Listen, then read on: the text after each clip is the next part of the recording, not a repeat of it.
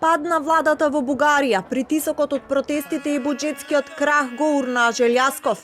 Бугарскиот премиер денеска даде оставка откако опозицијата поднесе интерпелација за работата на владата за која се гласаше во парламентот. Желјасков пак ја најави оставката пред гласањето. Ние немаме сомнение, че Не се сомневаме дека гласањето за недоварба нема да биде успешно. За нас, одлуките на Националното собрание имаат смисла кога изразуваат волјата на суверенот, како што постојано наведуваме, го слушаме гласот на граѓаните кои протестираат. Затоа мора да ги исполниме нивните барања, оставка на владата.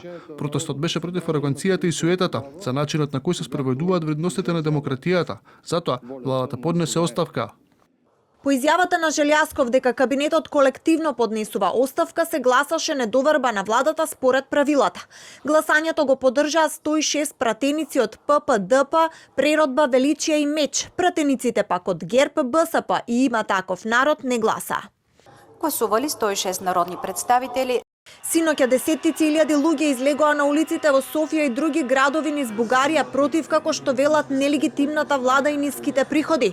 Скандираа оставка и мафијата надвор. Демонстрациите се оценија како едни од најмасовните во последните години.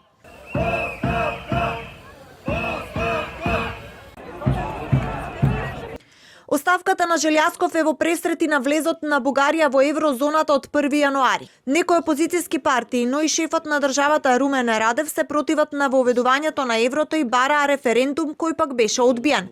Радев синоќа испрати порака до граѓаните.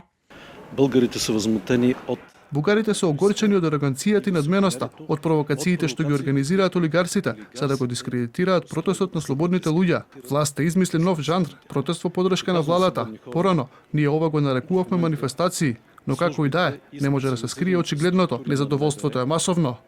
За сега е неизвестно дали по оставката на Желјасков ќе бидат организирани нови предвремени избори во Бугарија или ќе се прави обид за формирање мнозинство во собранието.